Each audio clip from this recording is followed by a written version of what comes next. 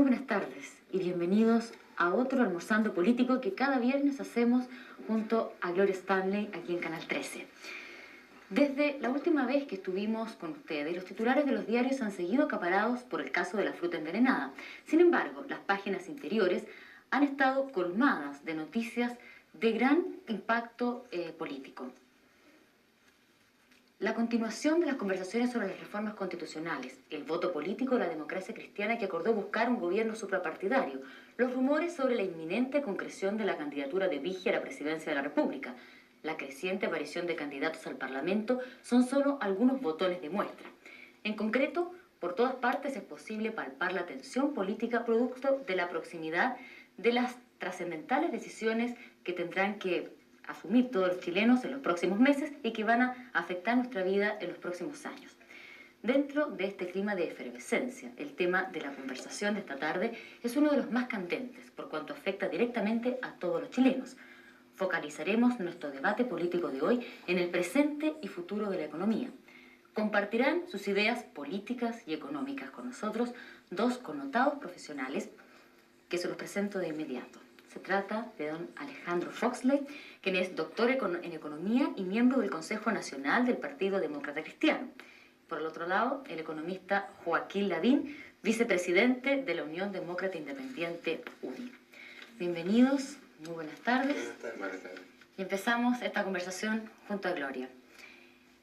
Aunque el tema de la fruta ya empieza a quedar un poco de lado, porque ya acaparó la prensa 2 semanas, es difícil empezar una conversación con dos economistas sin referirse a algunos puntos de este problema. En lo concreto, yo quiero preguntarle a Alejandro su opinión sobre cómo ha manejado el gobierno esta crisis de los famosos granitos de uva envenenada y las consecuencias que ha tenido para la economía del país. Yo diría que en términos generales el gobierno reaccionó con prontitud en una situación que era extremadamente difícil. Yo creo que este problema de la uva atacaba a un punto muy crítico del funcionamiento de la economía chilena. Esta economía tiene una estrategia de desarrollo que yo creo que por lo demás hay que mantener a futuro, de apertura al exterior, con un crecimiento importante en las exportaciones de productos naturales. Y este acto pareciera haber sido calculado para causar el máximo daño posible en la economía y al conjunto de todos los chilenos. Entonces yo pienso que la solución tiene un elemento de corto plazo que es, en líneas gruesas, yo creo lo que ha estado haciendo el gobierno está bien, que es mantener la cadena de producción y de distribución lo más fluida posible. Ahora hay un elemento de plazo más mediano y largo, porque naturalmente lo que los agricultores se preguntan hoy día y todos los chilenos, ¿qué va a pasar con la cosecha del próximo año y después? ¿O qué pasaría si se repitieran estos atentados realmente de personas dementes en el caso de la fruta? Y yo creo que ahí, por lo menos, lo que yo diría es lo siguiente. Este país ha tenido por un plazo muy largo, como 20 años, una verdadera enfermedad nacional, que es esta especie de incertidumbre congénita, de estos hechos insólitos que ocurren, que nadie se explica de dónde vienen y que terminan afectando profundamente la vida de la gente. Entonces yo diría que a mediano plazo la lección que yo saco es que no podemos quedarnos ante hechos tan catastróficos como este, como víctimas pasivas. Y yo diría lo siguiente, por lo menos yo saco una conclusión de tipo incluso político. A los locos de los ambos extremos hay que aislarlos. Tenemos que lograr en este país un acercamiento entre la gente sensata. Y a partir del entendimiento de esa gente sensata entre sí, va a ser posible que el país gane lo que desea. La estabilidad, que es la estabilidad en la fruta, pero también la estabilidad en la convivencia de todos los días. Cecilia, a lo mejor sería importante preguntarle a Joaquín, que de alguna manera ha sido el que ha graficado esta revolución de la uva, en parte, y que lo ha mostrado en un libro que se llama La Revolución Silenciosa, y que ha llegado a tener gran venta en Chile, según nos contaba antes de comenzar el programa, 150.000 ejemplares.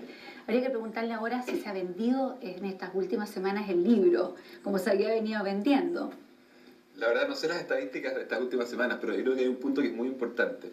A veces cuando uno hablaba de la revolución silenciosa hace un tiempo atrás, la gente decía, claro, la fruta, la pesca, los bosques, sí, está bien, pero no le tomaba la importancia. Y hoy día nos estamos dando cuenta que un sector como el frutícola, que hace 15 años atrás no era nada, resulta que ahora dependen de él directa o indirectamente 600.000 personas.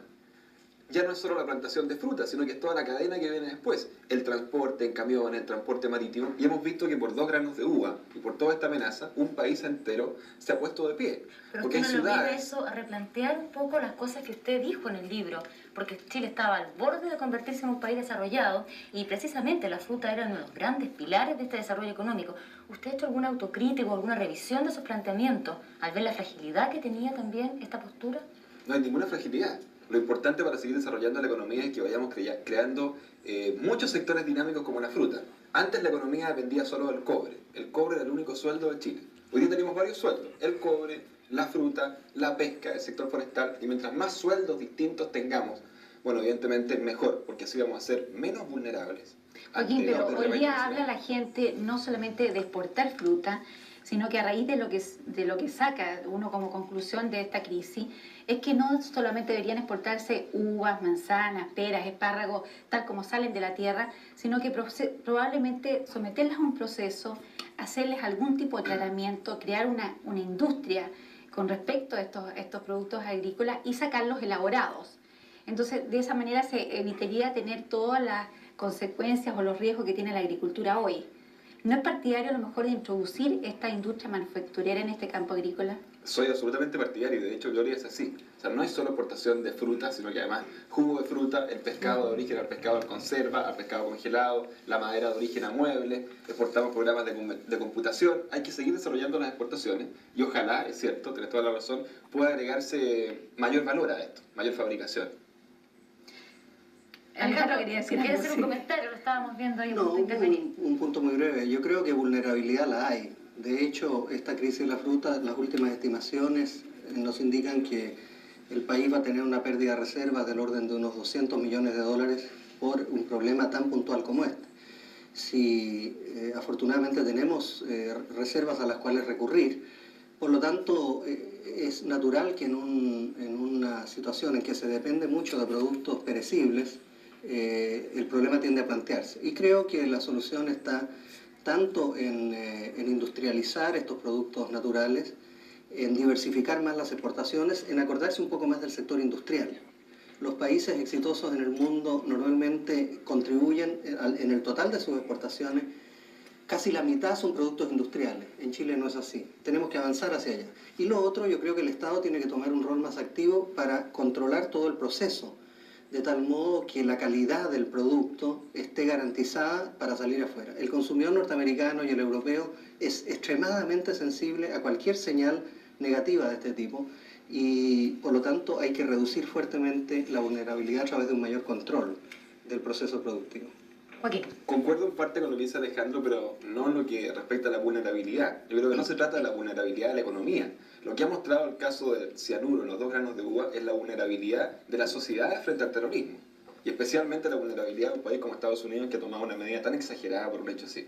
Pero el día de mañana podría ser una sequía, podría ser una helada fuerte, o sea, vulnerabilidad en todos los aspectos. Evidente, pero hay que tener muchos productos para que Exacto. seamos menos vulnerables y eso es lo que se ha hecho en estos años. Cecilia, yo creo que es importante destacar que tenemos como invitados en nuestra mesa probablemente al futuro ministro de Hacienda en caso de triunfar la oposición y a un parlamentario que ya en este momento tiene rayada la cancha en Las Condes.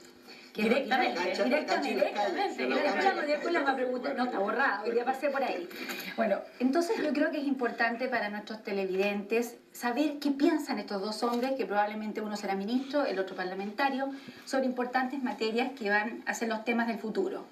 Y al respecto, y tratándose de dos economistas, yo quisiera plantearles el tema económico, el económico en futura democracia.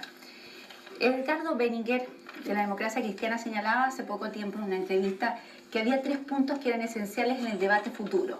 Uno era el tema de los derechos humanos, las reformas constitucionales, en caso de no ser atacadas en este momento, y el tema de las demandas sociales.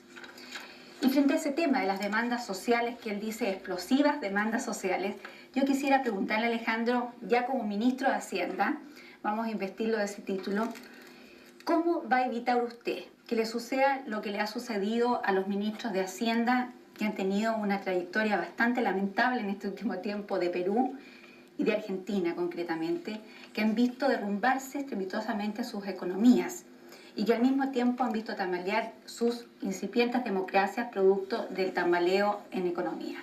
¿Cómo evitar que eso suceda cuando surjan todas estas demandas sociales? Yo creo que este es el problema tal vez medular que va a enfrentar el próximo gobierno y me parece que lo honesto es reconocerlo como tal. Es un problema que va a estar y de cuya buena resolución va a depender en gran medida el éxito de ese gobierno, quien quiera que sea que lo encabece. Yo creo que lo primero es reconocer la realidad. La realidad señala que efectivamente la situación social en Chile no es buena, que tenemos todavía una alta tasa de desocupación, por ejemplo, entre los sectores jóvenes, que tenemos un mal sistema de salud pública, que tenemos un problema de deterioro en las asignaciones familiares, en las pensiones mínimas, en el sueldo mínimo, en el salario mínimo, mejor dicho. Esa situación está ahí y hay que reconocerla. Ha habido un descuido durante 15 años de la situación de las mayorías menos favorecidas de la población. Eso es un hecho. ¿Cómo resolver este problema sin comprometer lo indispensable que es que la economía siga creciendo y sin echar para atrás aquellas partes que están funcionando bien en el esquema económico? Por ejemplo, las exportaciones. Ese es el meollo del asunto.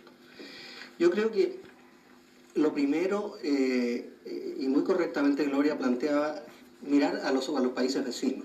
Si uno ve Brasil, Argentina, Uruguay, ¿cuál sería una de las lecciones que uno saca para ir directamente al tema? En Argentina, Brasil y Perú, por ejemplo. ¿Qué pasó? Que al comienzo de esos gobiernos se dio mano libre, por así decirlo, a la presión salarial. Llegaron las organizaciones sindicales o cualquier grupo de presión, pidió más salarios y terminaron aumentando los salarios del orden de un 25% en un año, real, después de la inflación.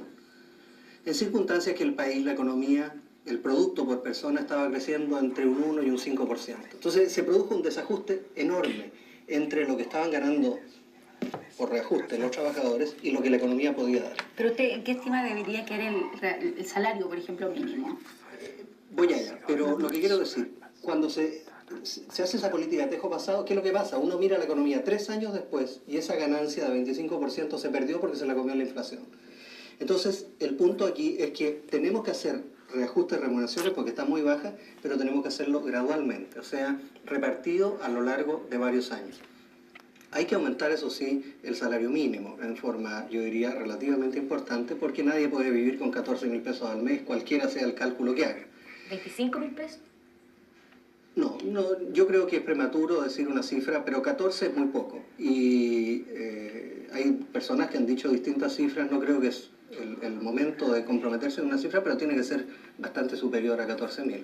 Miembros del socialismo han dicho 30.000, concretamente. Sí, yo creo que hay gente que da cifras, pero yo creo que hay que ser cauteloso en no crear expectativas de que las cosas de un golpe se van a solucionar los problemas. Sería mentirle a la gente. Yo creo que la gente tiene un sentido común muy grande y muy desarrollado en este país. La gente quiere que a futuro el país funcione bien, que la economía tenga estabilidad. No creo que a la gente le guste la inflación. Y si uno sale y le explica a quien está pidiendo el reajuste, diciéndole, mire, el reajuste suyo tiene que ver con los recursos que vamos a poder destinar a salud o a educación. Todo el mundo sabe que los hospitales hoy día son un desastre en Chile y que hay que gastar más en salud. Ahí también van los hijos de los obreros. Entonces no es solo un problema de aumento de remuneraciones. Hay que moverse en el conjunto de problemas sociales sujeto a un monto máximo de recursos que el país va a tener disponible. Eso me gustaría corroborar eso, como completar lo que está preguntando Gloria, porque lo que el público quiere saber es de dónde van a salir esos recursos. Claro. Porque mayores aumentos de salarios, mejorar la atención hospitalaria, mejorar las pensiones, todas estas promesas que en el fondo están llegando a montones de personas que lo han necesitado, pero uno se pregunta de dónde se pretende sacar esos fondos para financiar las medidas. Claro, y el desafío es hacerlo además con una inflación baja, manejable, eso quiere decir con un déficit fiscal bajo control. No se trata aquí de echar a correr la máquina del Banco Central para que el fisco se endeude y por esa vía aumente indefinidamente los gastos. Yo creo que hay que ser muy responsable en materia también fiscal y eso quiere decir en concreto que hay que hacer un ejercicio en el cual tenemos que ver cuál es el margen de captación de mayores recursos que podemos tener en el sector público. Bueno, una vía es el crecimiento económico, evidentemente. A medida que aumenta el crecimiento de la economía, aumenta la recaudación tributaria por definición y además en forma más que proporcional al crecimiento del producto. Y el otro, yo creo que tenemos que decirlo con mucha claridad, si queremos redistribuir ingresos, una parte de eso va a tener que ocurrir por la vía de aumentos tributarios. ¿En qué áreas específicas? Pensemos en, por ejemplo, se ha hablado del impuesto a los artículos suntuarios. Yo le voy a dar una lista de artículos para ver si usted los considera en esa categoría. Automóviles. Bueno, la reforma tributaria que hay que hacer, yo creo que tiene que partir por temas más generales que si va a haber o no más impuestos a los automóviles. Yo no estaría en condiciones hoy día de responder eso. Yo iría a las cosas más gruesas. Y las cosas más gruesas serían, primero, el hecho que cuando estamos hablando de aumentar los impuestos, estamos diciendo en realidad revertir la rebaja de impuestos que ocurrió desde el año 84 hasta ahora. El fisco hoy día percibe $1.000 millones menos al año por rebajas tributarias que se han hecho desde el 84 para adelante. La carga tributaria en Chile hoy día es relativamente baja comparada con otros países.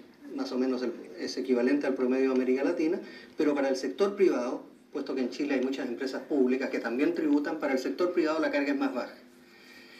Por lo tanto, hay un margen de dar vuelta, por así decir, los cambios tributarios que ha habido del 84 adelante, que no significa un aumento de impuestos en términos absolutos, más allá de lo que este país tenía, como digo, durante el gobierno militar. Alejandro, yo creo que va a haber que precisar algunos de los conceptos que usted ha expresado en forma general ahora. Es muy tranquilizador oírlo. Yo creo que Joaquín estaría suscribiendo ya el próximo mandato del ministro de Hacienda Foxley, que hace el escucharlo. Pero yo creo que tienen que haber algunas divergencias mayores. Yo quisiera preguntarle a Joaquín, ya que tenemos a dos autores de libros que han enfocado sus propias visiones de lo que es en la economía, uno sobre Revolución Silenciosa y otro el Chile Posible. Alejandro Foxley en su libro plantea la antítesis de lo que plantea Joaquín, en el sentido de que efectivamente se ha producido una revolución muy importante económica, pero ese beneficio, dice él, ha llegado solamente a algunos sectores del país. El resto no han visto este desarrollo y prácticamente tienen una barrera. Hay dos Chiles, dice, en algún momento. Entonces mi pregunta es, ya que Joaquín ha sido prácticamente un representante de la política económica, el difusor mayor que ha tenido la política económica de Vigil, ¿qué diría usted que han sido a lo mejor los errores que ha cometido esta política y cómo subsanarlos muy rápidamente? Bueno, yo antes, la verdad es que me he hecho bastante amigo de Alejandro en todos los foros en que me ha tocado participar y me encantaría que llegara a ser ministro, ¿no? Pero yo no le regalo el cargo.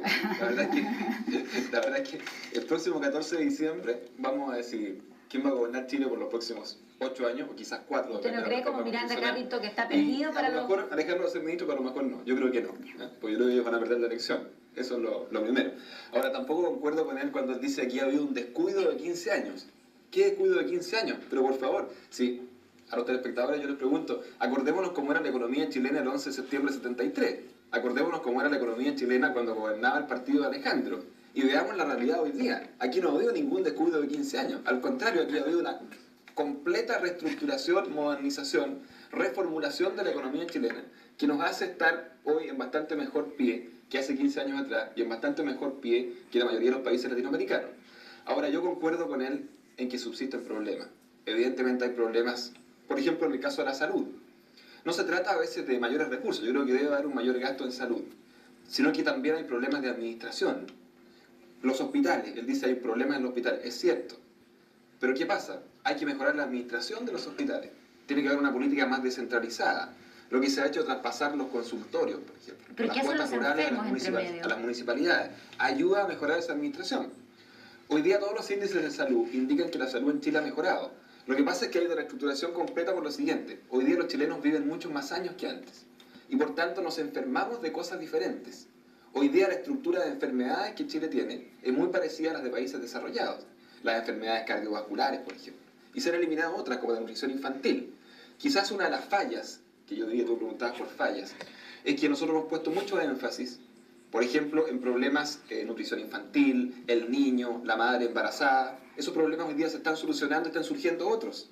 La gente vive más años, las enfermedades son distintas, es necesario más gasto en hospitales, más gasto en equipamiento. Yo creo que por ahí tiene que ir el nuevo énfasis. Hay que mantener este desarrollo económico, pero hay que dar énfasis diferente en algunos aspectos sociales.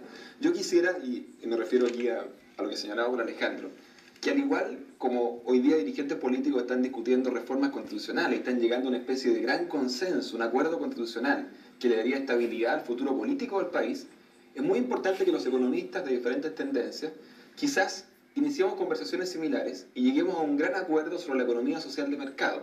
sobre los puntos básicos, que le dé estabilidad también al futuro económico, que es incluso más importante. ¿A usted qué le parece esa invitación de Joaquín? No, me parece muy bien, pero yo quería señalar, después que la gente que está viendo este programa ha escuchado a Joaquín, yo creo que se le confirma lo que las personas expresan en todas las encuestas, en esta tremenda disociación que hay entre el discurso oficial, que es el de Joaquín Lavín, que es lo que hemos estado escuchando durante 15 años. Aquí no hay problemas, los problemas son menores, la situación está bajo control, la situación de salud, no es que tengamos problemas en el sistema de salud, sino que las enfermedades hoy día son distintas a las que había antes. Eso al fin lo dirime la gente y afortunadamente va a haber una elección pronto. Las encuestas que dicen, por ejemplo, que la situación económica del país es buena, solo un 12% de la población está de acuerdo con eso, encuesta del Centro de Estudios Públicos. Que la política económica es mala, un 68% del país piensa así. Y si uno le pregunta a las personas, y yo he recorrido el país, he hablado con mucha gente y he escuchado sobre la salud, decir que el sistema de salud está bien, yo creo que es algo que realmente está absolutamente en contra de la experiencia cotidiana, tal vez no de los privilegiados que somos los que estamos en esta mesa, que estamos seguramente inscritos en una buena ISAPRE donde tenemos un buen servicio, pero somos el 10% de los chilenos, y el 90% restante. Joaquín. Es fácil esto hablar de las encuestas, lo que pasa es que cuando a la gente le preguntan cómo está su situación económica, nunca, nadie, en ningún país del mundo va a decir, mire, mi situación económica está fantástica. Si es lógico, si siempre hay problemas, siempre uno aspira más. Si uno en Estados Unidos hace una encuesta, ¿cómo está la gente? ¿Cómo está la economía? Ellos van a decir, está más o menos, está regular. En Chile pasa lo mismo. Pero yo le pregunto a la gente, si comparamos la economía chilena 15 años atrás y hoy día, ¿podría alguien responsablemente sostener que hoy día la economía chilena está peor que la de antes? Hay problemas, Alejandro, es verdad. Yo no estoy diciendo que la salud está fantástica. Hay problemas en salud. Ha habido avances y hay que corregir cosas, estoy de acuerdo con eso. Pero no digamos que aquí no pasaba nada en todos estos años. Joaquín, Alejandro, yo creo que el tema que estamos discutiendo, ¿no es cierto?, de la situación económica, si es mejor o peor, va a ser tema de muchos debates. Pero no podemos aprovechar la presencia de ustedes dos aquí en nuestra mesa y vamos a ir a temas bastante puntuales que son en definitiva lo que a la gente le interesa. Concretamente la UEF. El candidato presidencial Francisco Javier Errázuriz ha señalado que de llegar a la presidencia en 5 minutos la UEF está eliminada. Entonces mi pregunta va para los dos, porque a lo mejor Francisco Javier Errázuriz termina siendo el candidato de los sectores afines al gobierno. Esa posición de Francisco Javier Errázuriz, ¿la comparte usted? En especial con respecto a la vivienda, porque obviamente siempre hay discrepancias, si los ahorros, si los gastos, no sé, todo tiene que ser en UEF, pero concretamente a esa persona que tiene una casa, que se ha endeudado en UEF, que a la larga está pagando más por la casa o debe más por la casa, a pesar de haber pagado un largo tiempo en este momento por culpa de la UEF. A esa gente usted le diría hoy día que ser gobierno, las fuerzas políticas afines al gobierno, ¿podrían tener una solución a su problema? Yo no creo que uno pueda decir que en 5 minutos se van a arreglar los problemas económicos de este país. No es así. La verdad es que los problemas económicos son bastante más complejos que eso. En el caso de la UEF yo diría que lo que sí hay que hacer es que hay que terminar con la UEF como única cláusula de reajustabilidad. No puede ser que todo se reajuste por UEF. Debe haber también nuevas alternativas, tanto para los que piden plata prestada como para los que ahorran. La UEF tiene dos caras. Hay gente que debe en UEF, pero hay gente que ha ahorrado en UEF. Las platas en la AFP están en UEF. Entonces decir yo en 5 minutos voy a terminar con la UEF, pues la verdad es que es un tema bastante más complejo que eso. Para los deudores habitacionales, yo diría lo siguiente. Creo que hay que hacer más renegociaciones, dar más plazos. Hay un problema a veces de embargos y de remates.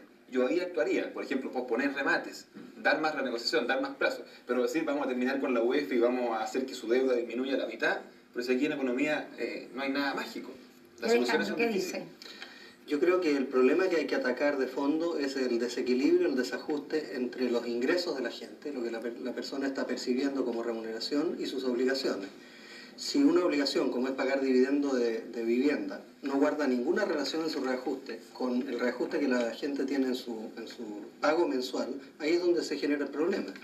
Y por lo tanto, en el caso de las deudas hipotecarias, lo que debiera haber es un sistema que por lo demás existía cuando existía en este país el sistema de ahorro y préstamo, en el cual el índice de reajustabilidad de la deuda en vivienda guardaba proporción con el índice de sueldo y salario.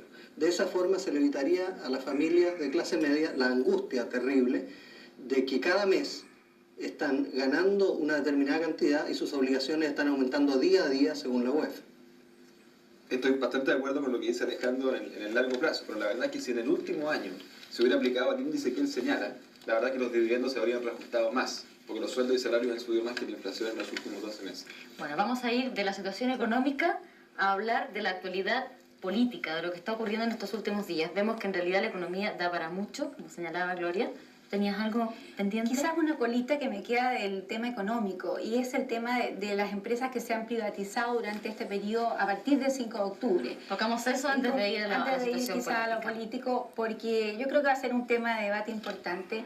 Y Patricio Aylwin señalaba después de una entrevista que tuvo con Alan Bond de la compañía Teléfono, que a lo mejor a futuro el gobierno podría declarar indeseables a los inversionistas extranjeros que de alguna manera no estaban atendiendo a los derechos de los trabajadores chilenos. Entonces la pregunta yo creo que adquiere mucho valor hoy día. ¿Qué va a pasar con esas empresas como la compañía de Teléfono concretamente? Gloria, en realidad el que se entrevistó con Alan Bond fui yo, Sí. y no Patricio Aylwin. Perfecto. Y no hubo esa declaración. La declaración referente a ese tema, que era más bien el tema de la inversión extranjera, la observación que se le hizo al señor Bond era que este país va a necesitar inversión extranjera que cree empleos para los chilenos, que traiga nuevas tecnologías, pero que lo fundamental es que esa inversión extranjera sea capaz de, al funcionar en este país, de tener un buen sistema de relaciones laborales y no conflictos como este conflicto absurdo y tan mal manejado como el que ha tenido el señor Bond en la compañía de teléfono. Y respecto a las privatizaciones, yo creo que es desafortunado lo que está haciendo el gobierno. Un gobierno que perdió un plebiscito, que lo perdió por un margen amplio, debiera ser básicamente un gobierno de administración. Un gobierno que no toma medidas en aquello que sabe que la gente está en contra. Hay encuestas de nuevo que señalan que es abrumadora la opinión pública que está en contra de las privatizaciones. ¿Y por qué yo creo que es tan negativo? Porque nosotros lo que necesitamos a futuro es estabilizar la propiedad en Chile, para que la gente pueda trabajar tranquila e invertir. La propiedad no debe seguir cambiando de manos en forma relativamente arbitraria. En los últimos 15 años cada empresa ha cambiado de manos 3 o 4 veces. Entonces, al traer el tema de las privatizaciones, se trae de nuevo el tema de la revisión de la propiedad. Yo creo que es un error político garrafal de este gobierno estar haciendo lo que está haciendo. Por eso la Concertación ha dicho que vamos a revisar esta situación a futuro. Bueno, vamos a hacer una breve interrupción. Joaquín Lavín quería intervenir en este punto. Probablemente lo podamos hacer después de los comerciales. Como decía Cecilia, hemos tocado el tema económico, ya que ustedes dos son economistas y con cargos importantes a futuro, pero también está lo político, porque además de ser economistas, ustedes evidentemente son políticos. Volvemos con ustedes en un momento. Continúa disfrutando Red. El ayer y hoy juntos. Bueno, antes de la pausa, Alejandro Foxley señalaba que nos señalaba y nos notificaba prácticamente de que todas las privatizaciones que se hicieron a partir del 5 de octubre entrarían a revisarse, 5 de octubre para adelante. Joaquín Lavín quiere responder a la afirmación de Alejandro Foxley. No, yo creo que la inversión extranjera tiene que ser bienvenida. Hablábamos del señor Bond, que se entrevistó con Alejandro. La verdad es que en teléfonos se requiere hacer una inversión en los próximos años, de adelanto tecnológico de $1.000 millones. ¿Qué mejor que esa plata la ponga el señor Bond y la traiga de Australia? Es buena la inversión extranjera, da empleo, da riqueza. Yo le preguntaría, se habla contra las privatizaciones, yo le preguntaría a los trabajadores de la CAP y de Soquimich, empresas privatizadas recientemente, ¿cómo les ha ido a ellos con el sistema? ¿Cuánta plata han ganado con los dividendos? Ahora, y esto de que no se puede hacer nada después del 5 de octubre, pero por favor, sí, en la misma franja del no se dijo, el no significa elección de presidente de la República en un año más, eso es. Pero, ¿y eso significa que el presidente Pinochet tiene que dejar de seguir gobernando durante todo este año? No me parece. Me parece que tiene que seguirlo haciendo hasta el último día. Bueno, ya habrá tiempo para contrarréplicas en otros programas. Cecilia, habíamos dicho que íbamos a tocar el tema político. La situación política actual, un tema de mucho interés para todos ustedes porque estamos plagados de informaciones a diario que a veces resulta bastante difícil de comprender. Con ese tema quiero partir precisamente con usted, Alejandro, porque un hecho político de enorme trascendencia ha sido el voto político de la democracia cristiana, en que se señaló en esa oportunidad que el próximo gobierno, de estar en la posibilidad de gobernar, sería con los 17 partidos de la Concertación.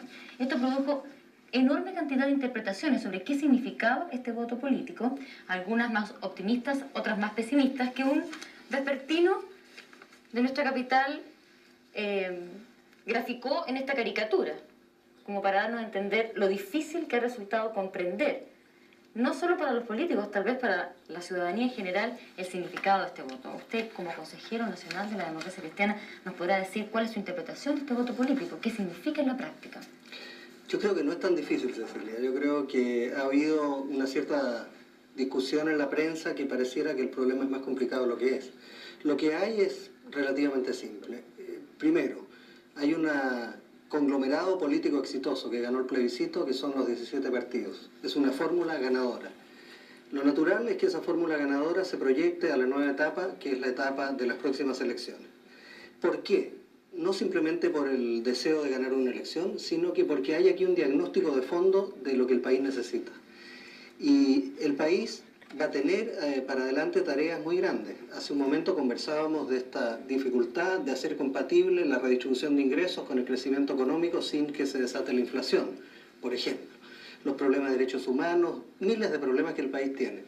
Y lo que nosotros pensamos, y está en el voto de la democracia cristiana, es que tenemos que intentar un gobierno, en primer lugar, no ideológico. O sea, tomar un periodo de 4 años en el cual tratemos de que el máximo número de chilenos se sienta participante de ese gobierno. Que vamos a gobernar todas las personas que realmente quieren una consolidación de la democracia bajo el signo de las fuerzas políticas que encabezan esta coalición. Yo no sé si exactamente el número de partidos que va finalmente a gobernar va a ser 17 o no va a ser 17. ¿Cuál es su opinión personal al respecto? ¿Debe gobernar la coalición chica, el grupo que se ha llamado el Partido Radical, Socialdemocracia, etcétera, o la gran coalición, concertación de 17 partidos? Yo creo que mientras más amplia sea la coalición que gobierne, mejor para el país. Porque ¿pero cómo se ponen de acuerdo 17 personas o 17 partidos políticos? Bueno, se han puesto de acuerdo en muchos temas muy importantes hasta ahora. Por ejemplo, las reformas constitucionales, que entre paréntesis yo creo que también hay que decir las muy buenas noticias que han estado ocurriendo. El acuerdo de los 17 partidos de la concertación con el Partido Renovación Nacional sobre el tema de las reformas constitucionales que este país requiere es un paso fundamental para consolidar la democracia y para darle tranquilidad a los chilenos. Entonces, Alejandro, pero vamos a lo práctico. Usted es ministro de Hacienda y tiene que conformar un equipo que hará la política económica del futuro gobierno.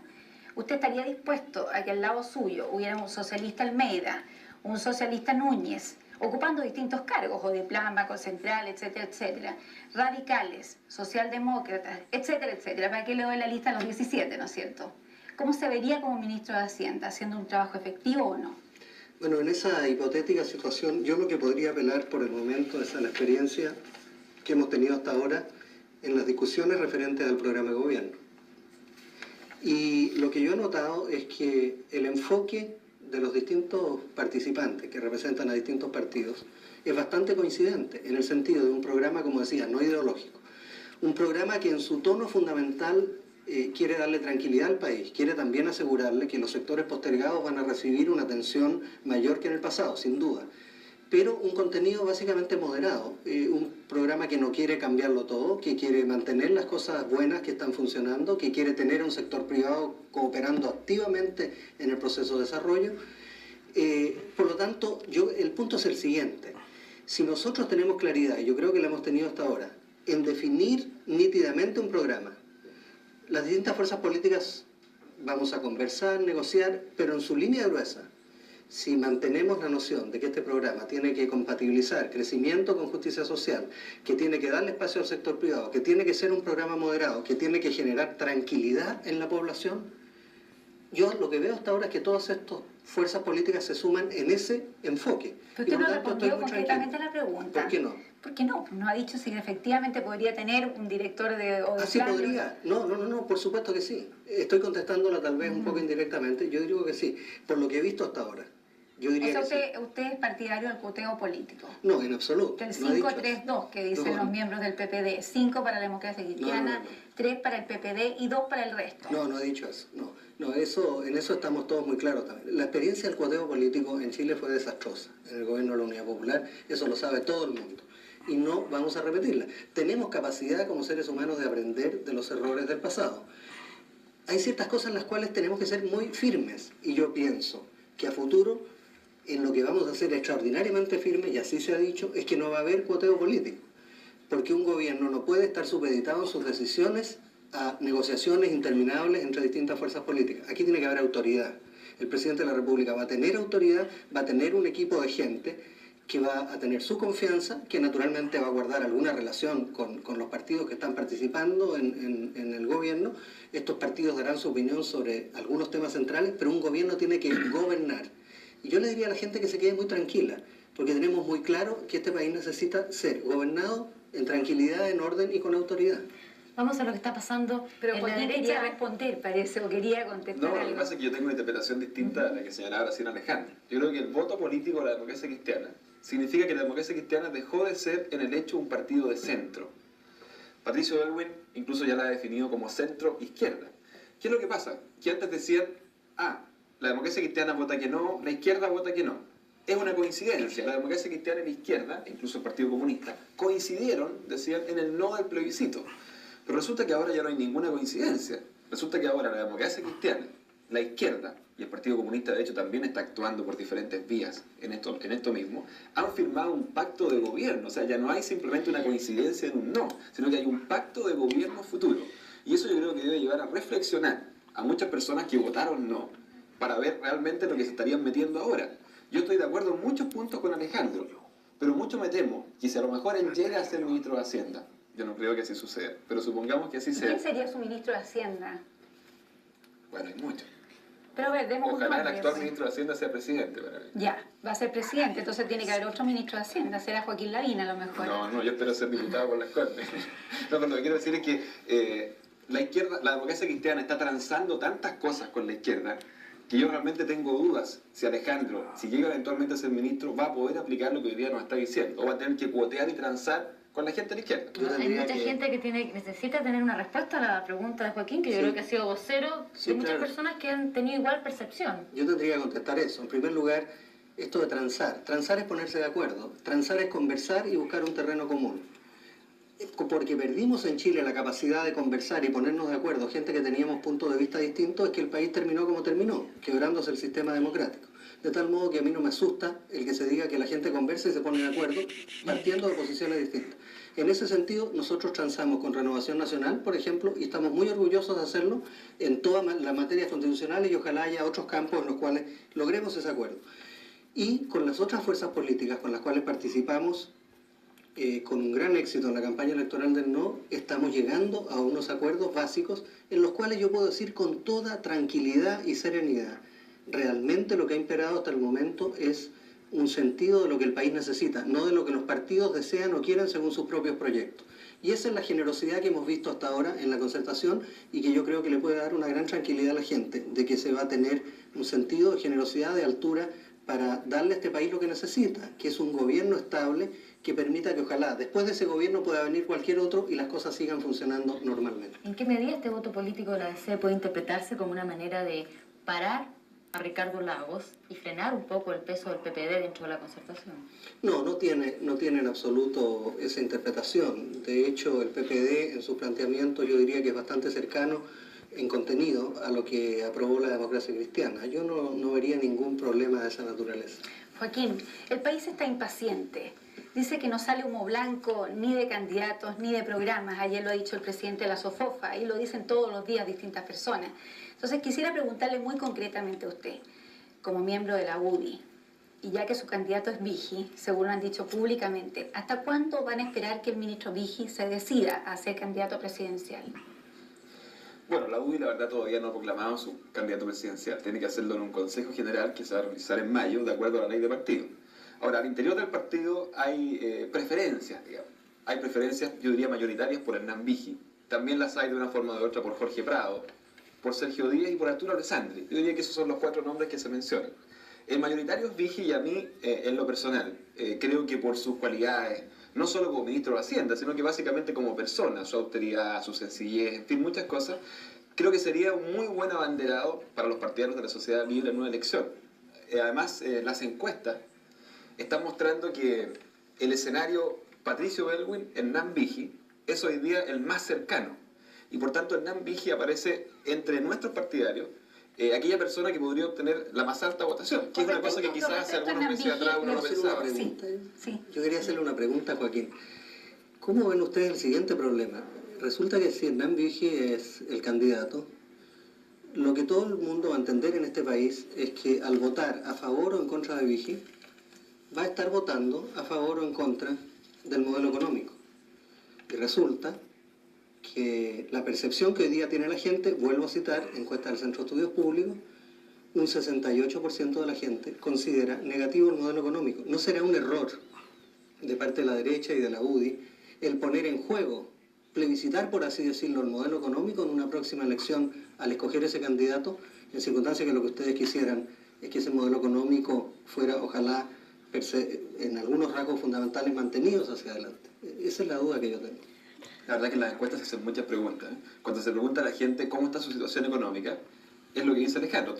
Todos dicen, bueno, no digo la situación económica, digo, en fin, ¿qué piensan ustedes de la política económica de estos últimos años? 68% la consideran negativa. Claro, pero cuando le preguntan a esa misma gente, ¿quién piensa que podría ser el mejor candidato presidencial de los partidarios de una sociedad libre? Dicen Hernán Vigi. Y cuando le preguntan a esa misma gente que ha señalado antes que existen problemas económicos, ¿quién es la mejor persona que ellos creen puede solucionar esos problemas? Vuelven a responder Hernán Vigi. La verdad es que yo creo que la personalidad de Vigi y el hecho de que él hoy día esté tan arriba en las encuestas no deriva solo del hecho de que sea ministro de Hacienda, sino que yo diría de su estilo de vida, de su forma de ser como persona, de su llegada a la propósito de juventud. su forma de ser y su persona, Julio Durán ha dicho hace poco en una entrevista con respecto al ministro Vigi, dice, será un detalle, pero él, peinado a su edad como príncipe valiente, ingeniero civil como él, un intelectual que anda con esos tremendos fototos que son incómodos hasta para bailar, dice. Creo que hacer ejercicio es bueno, andar a pie también, pero el footing, hacerlo una especie de religión, no me parece. Creo que se pierde mucho tiempo, también subiendo al plomo y dedicándose a esas cosas. Creo, dice, que cuando se es ministro de Hacienda, lo más adecuado es dedicarse, no es dedicarse al alpinismo. ¿Qué piensa usted? ¿Quién lo responde a Julio Durán? No, yo creo que... ¿Es adecuado un presidente que haga alpinismo y las cosas que hace en Yo creo que es perfectamente adecuado. ¿Por qué no un ministro de Hacienda? ¿Por qué no una persona, digámoslo así? Puedo no subir a la Concagua. Yo diría que ese no es el punto. El atractivo de Hernán Vigi es justamente no solo cómo él ha trabajado estos años, sino cómo es él como persona.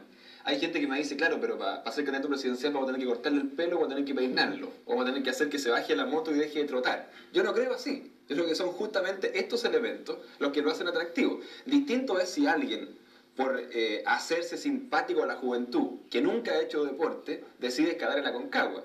Una persona que es deportista y que trota 2 horas al día, ¿por qué va a dejar de serlo? Porque ahora va a ser candidato a la presidencia. ¿Y qué le parece la concertación y en este caso a usted como representante de la democracia cristiana tener que lidiar con Vigi? ¿Les da miedo esa postulación o la consideran fácil de ganar?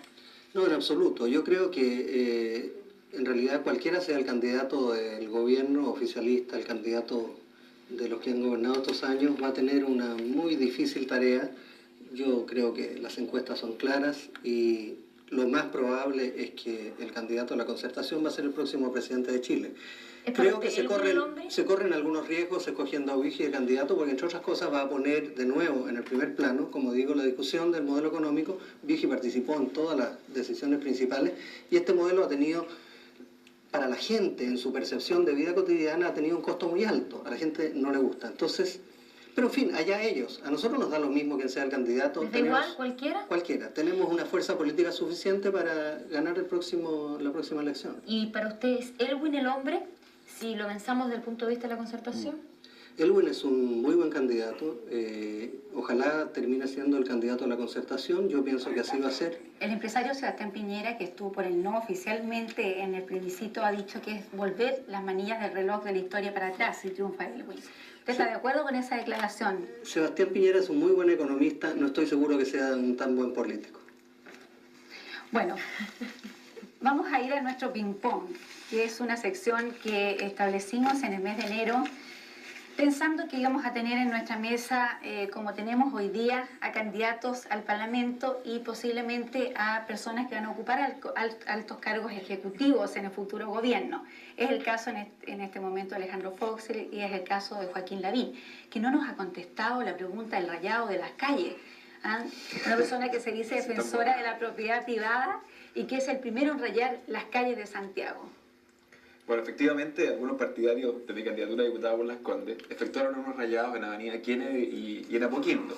Yo no estoy de acuerdo con eso. En defensa de ellos habría que decir que rayaron solamente la calle, el suelo, y no las murallas como se hacía en el se han pasado. demorado mucho en Pero borrarla. en todo caso, yo creo que eso no se aviene con el nuevo estilo que debemos tener. Y por eso fui a hablar con el alcalde de Las Condes y decidimos que yo iba a borrar esos rayados. Y efectivamente así se ha hecho. Antes, yo quisiera completarle una pregunta con otra idea respecto también a su candidatura.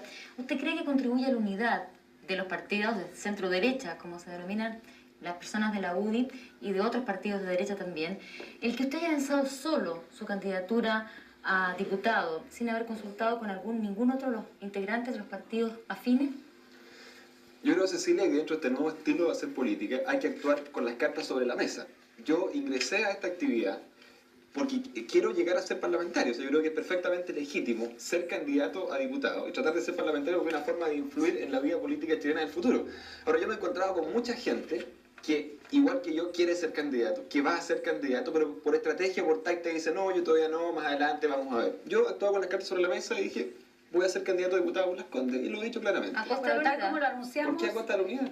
Al Joaquín, contrario. tal como lo anunciamos, vamos a ir a nuestra sección del ping-pong, porque a través del ping-pong hemos descubierto cosas muy interesantes, muy novedosas, muy curiosas. Vamos a ver si ahora también descubrimos algunas cosas.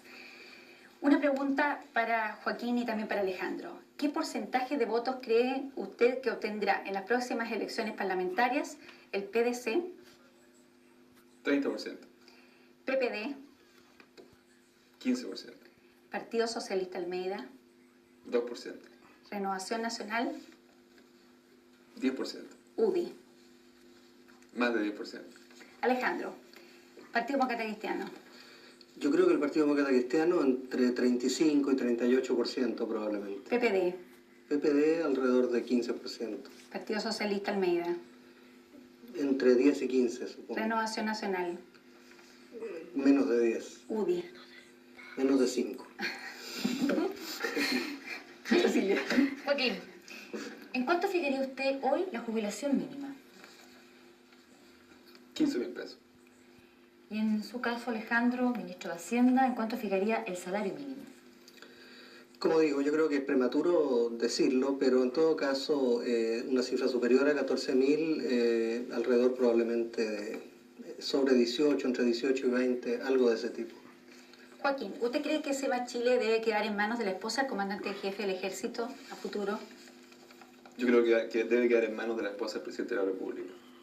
¿Cuál sería su gabinete ideal en las siguientes carteras? Interior. Es que no me corresponde a mí designar gabinete. Estamos por Dios. expresando deseos. Hay muchas personas, yo no me atrevería a comprometer un nombre en ese caso. Educación. Es difícil este ejercicio de dar nombres. Pero Yo hágalo, creo que pues, a ver. lo que pasa es que uno va a De dar un nombre, nombres. uno puede dar un nombre y van a quedar 5 nombres fuera de gente que tanto más calificada que el Sobre nombre. todo sería poner de acuerdo 17 O partidos. sea, muy está muy para difícil el dejarlo. cuoteo por lo que veo. No está difícil el coteo, pero no me corresponde a mí estar dando nombres de gabinete. Joaquín, si usted fuera parlamentario, ¿cuál es la primera ley que impulsaría? Bueno, yo... leyes económicas, y básicamente una ley que amplíe el capitalismo popular a todos los sectores. Alejandro, ¿comparte usted la tesis de Ricardo Claro de que la fruta fue envenenada en Estados Unidos con propósitos políticos? Lo que Ricardo Claro dijo fue eso y más. Dijo que había gente del gobierno norteamericano involucrados. A mí me parece que es una afirmación bastante seria. Me gustaría ver las pruebas. Mi impresión personal es que no es esa la naturaleza del problema y no creo que el gobierno de los Estados Unidos ya esté involucrado en esto. Joaquín, ¿cuál será su slogan en la campaña parlamentaria? Democracia con modernización. Alejandro, ¿usted es partidario de fijar las tarifas públicas como el agua, por ejemplo, el teléfono, la electricidad? Por supuesto. Joaquín, ¿son fundados los rumores de cambios en la presidencia de su partido? Absolutamente infundados, Sigue don Jaime Guzmán. por supuesto. Alejandro, ¿es usted partidario de seguir pagando religiosamente la deuda externa, como se ha venido haciendo hasta ahora? La deuda externa está condicionada en este momento en su forma de pago a lo que sean los nuevos acuerdos internacionales. Hay un plan Brady que se está recién formulando, hay una posición del grupo de los 8 países democráticos de América Latina. Nosotros vamos a trabajar con el grupo de los 8 para ayudar a cambiar el escenario. Y el cambio de escenario deberá significarle al país pagar menos de lo que está pagando hoy día hacia afuera. Se designa a Sergio Onofre Jarpa como candidato presidencial de las fuerzas de derecha. ¿Trabajaría usted por él? Con mucho entusiasmo. Usted es ministro de Hacienda. ¿A quién pondría a la cabeza del Banco Central? Hay excelentes economistas en la democracia cristiana y en los otros partidos de la concertación y creo que podríamos, se me ocurren 5 o 6 nombres que no creo que sea el caso dar un nombre específico. Tengo una pregunta que hacerle a ambos. ¿Es el IPC un buen reflejo de cómo aumenta el costo de la vida en Chile, Joaquín? Bueno, esto es muy discutible, uno puede hacer diferentes canastas. Yo diría que en general sí. Para usted, Alejandro. ¿Perdón? ¿Es un buen reflejo de cómo aumenta el costo de la vida en Chile, el IPC? Yo diría que en términos generales sí. ¿Cómo votaría una ley de divorcio? En contra, totalmente. Alejandro. Yo soy partidario del divorcio en el sentido de una ley que permita regularizar las situaciones muy difíciles que se viven a veces en familias que no tienen capacidad de O avenencia. sea, la respuesta es sí. Depende de la ley. Vamos Depende de la súper ley. rápido para adelante. ¿Cómo votaría una ley de aborto? En contra, totalmente. ¿Y usted, No, Alejandro? yo estoy absolutamente en contra del aborto. Se le pide una opinión para el nombramiento de una persona en un cargo importante. ¿Qué cualidad es la que usted más valora para tomar esa decisión? La honestidad. Usted ocupa un alto cargo de responsabilidad y debe tomar una decisión que afectará en forma importante al país. Su decisión está en contraposición con lo que piensa su partido. ¿Qué prima, su conciencia o la orden de partido? Yo creo en la conciencia como factor fundamental y también creo en la capacidad de los seres humanos de entenderse. Por lo tanto, si se produjera esa discrepancia, yo creo que hay una tarea de persuasión que hacer muy a fondo y creo que la gente razonable al final apoya lo que es razonable. Las comunas de Las Condes, Santiago, Valparaíso, ¿deben elegir a sus alcaldes o deben seguir siendo designados estos como hoy lo establece la ley? Yo diría que en general Santiago y Valparaíso deberían ser designados. Así lo ha sido en general siempre. Las Condes deben elegirlo, pienso. Los profesores están demandando hoy, Alejandro, un sueldo mínimo de 77.400 pesos. ¿Aprobaría usted esta demanda salarial? Los profesores han tenido una situación lamentable estos 15 años, no solo en sus remuneraciones, sino que en cualquier otro indicador que uno tome de bienestar. Creo que con los profesores va a haber que discutir su situación. No me parece que se pueda hacer aumentos de remuneraciones tan violentos. Hay que hacerlos en forma gradual y eso será producto de un diálogo, de una concertación social con los dirigentes de los profesores y todos los que tengan algo que ver en esta materia. Bueno, el ping-pong, como ustedes ven, da para... Nos quedó en la mitad. Alejandro, hay que enseñarle a hacer ping-pong. Bueno, queremos agradecer junto a Gloria el que hayan compartido con nosotros esta mesa en nuestro Almorzando Político. Invitarlos a ustedes para el próximo viernes a otro Almorzando Político de actualidad. Ya les avisaremos quiénes serán nuestros invitados para que empiecen a prepararse, a hacer preguntas. Y los quiero invitar el lunes a otro Almorzando en el 13 que va a conducir Carmen Jauregui con un interesante tema, hormonas en la carne, un peligro para la salud. Sus invitados, Luis Valladares, bioquímico y profesor del INTA, el doctor Ronald Yulton, pediatra y nutricionista de la Clínica Las Condes, y Juan Ignacio Egaña, médico veterinario de la Universidad de Chile. Por su atención, muchas gracias. Hasta el próximo viernes.